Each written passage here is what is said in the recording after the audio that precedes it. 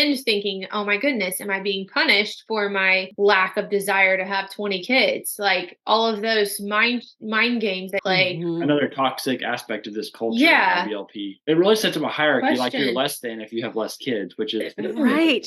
harmful. Yeah. So like Even your parents have said whoever has the most kids gets the house. Like even comments joking, like that, stuff like that. but even jokes, like it's like half joking. Like what if,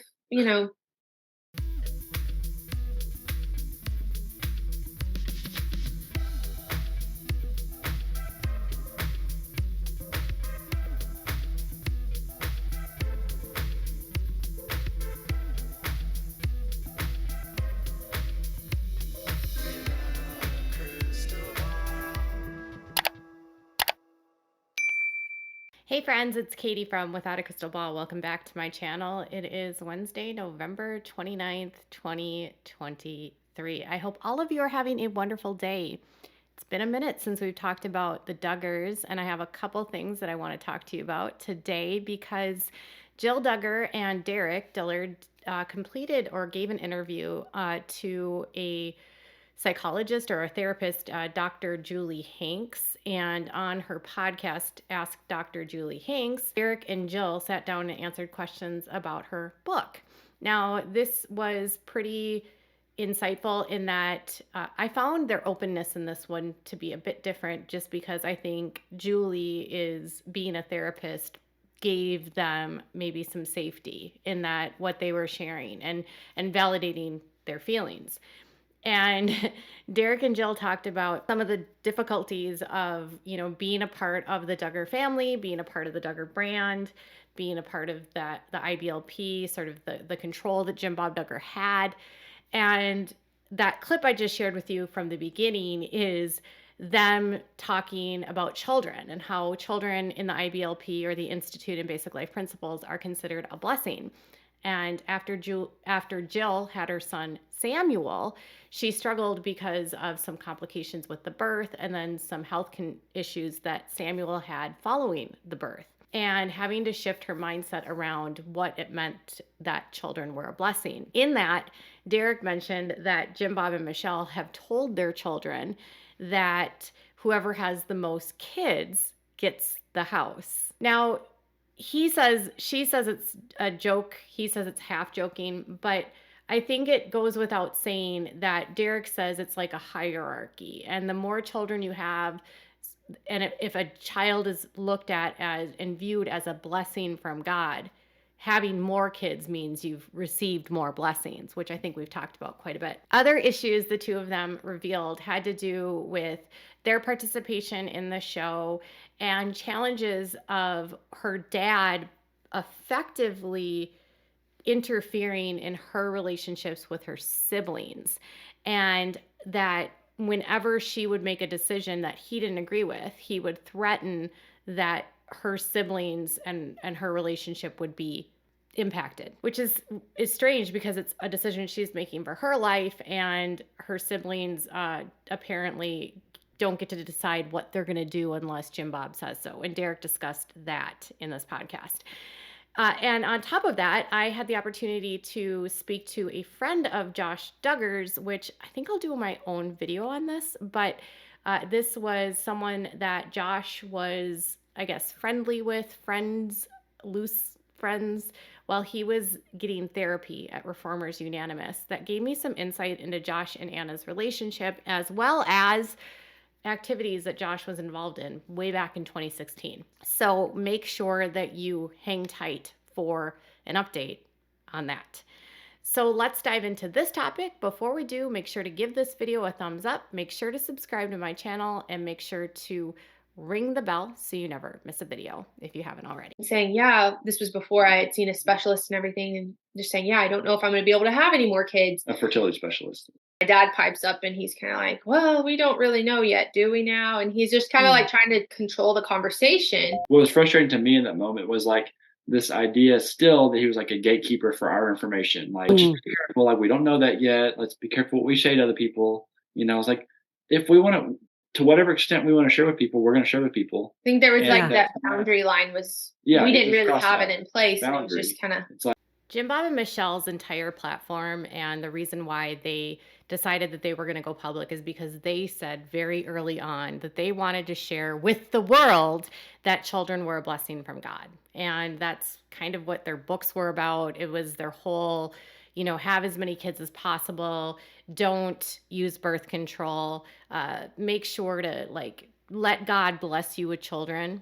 That was their platform. And when Jill ran into a situation following the birth of Samuel and questions started coming up about her own fertility, even then, Jim Bob's trying to control her conversations with friends about her fertility. And because it would damage apparently his reputation and apparently damage their platform of children are a blessing. This example illustrates an aspect of this culture that is very dangerous for women, that even if there are complications, even if it's risky for someone's life, even if it might mean a woman would die, that you need to put those fears aside and trust in God, and that you need to give God the full say in how many children you have. It makes people ignore real fears, real issues, real risks. And he's trying to be a gatekeeper for his children's fertility because it helps him. Because not only does Mr. Duggar, Jim Bob, care about the number of children he has, but he wants to have a lot of grandchildren because he believes every single one of those numbers represents that God loves him more. That's my opinion. And because he built his platform on that, he wants his kids to have as many kids as possible. So his kids have been indoctrinated from the time they were young that they need to have as many kids as possible because that's the only way that they can live. So the next time you celebrate a birth or a baby announcement by the Duggars, just think of that. That's why I don't talk about baby announcements, because to Jim Bob, it's all part of his platform. It's part of his game. He doesn't care about the kid. He cares about the number, in my opinion. Another component of this podcast, they discuss this. Used to harm our relationship with Jill's siblings because to the extent that they've been provided things by him, like he can very much influence their position in all of this and negatively sway them in our relationship. So it's like we might be trying to work out an issue with like parents or in-laws, like for me. But then we don't want that to affect our relationship with our siblings, but inevitably he's gonna made it very clear based on our experiences that like if we're gonna not do what he wants us to do, then we're also going to be basically saying, we're going to not have the same relationships with her siblings. Derick Dillard has discussed in interviews that a lot of the men in the IBLP that are drawn to this culture, and even in their book, they discuss that narcissistic men might be drawn into this kind of culture because they get all of the attention and the accolades and they have complete control. And I was looking at an article on Psych Central about how a narcissist can become effectively a cult leader. So Jim Bob is almost like a cult leader in his family. And what he's doing to his kids is incredibly telling, because I was looking at 14 characteristics, and one is number 3, an us versus them attitude prevails. It says outsiders are viewed as dangerous or enemies. This turns members' focus outward, reducing the chances that they will spot problems within the cult. In addition, viewing others as enemies is used to justify extreme actions because of the dangers outsiders pose. So he's, in a way, turning the kids against Jill and making her the danger or an enemy, which then makes them focus on Jill versus maybe what he might be doing to them. It's like almost a means of deflection. Another point they make is that questioning and dissent are not tolerated. So it says having doubts about the leader or cult is considered shameful or sinful. Members are told that doubts or dissent indicate something wrong with the member.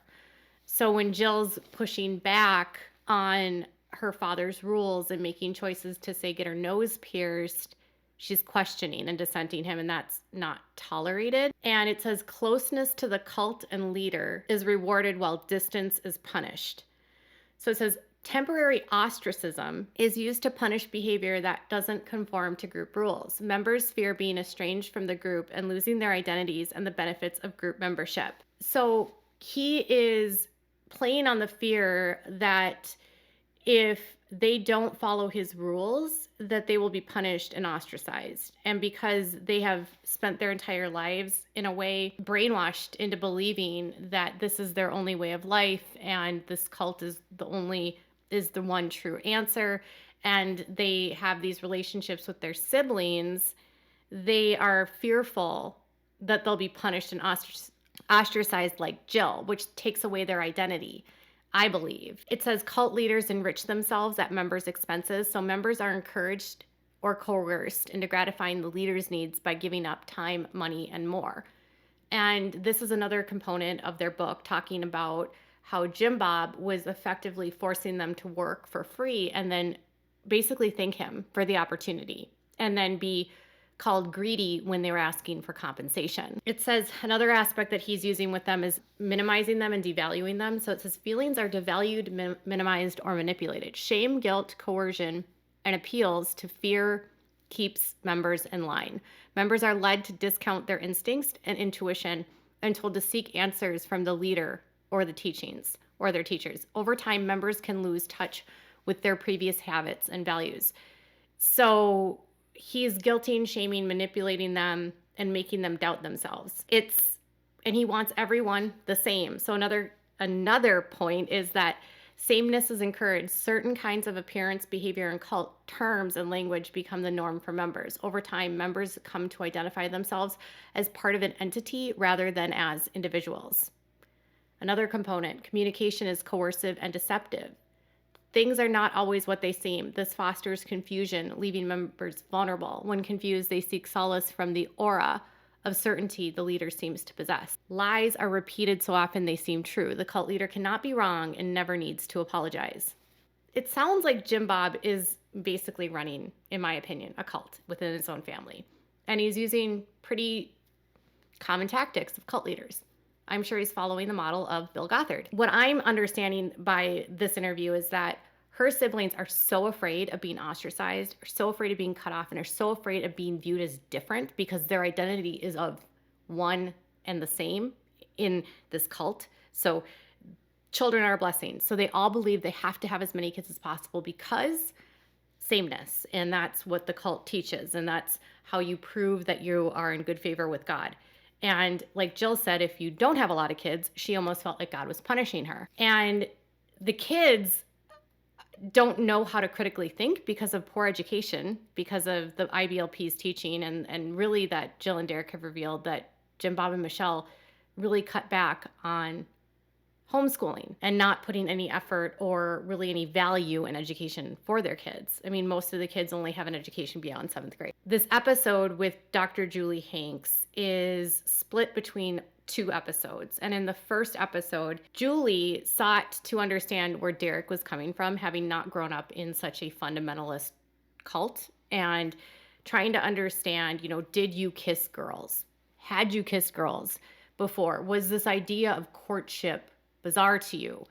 And Derick revealed that in order for him to marry Jill, Jim Bob wanted him to go back and apologize to the women that he kissed before Jill, and that he didn't save his first kiss for Jill.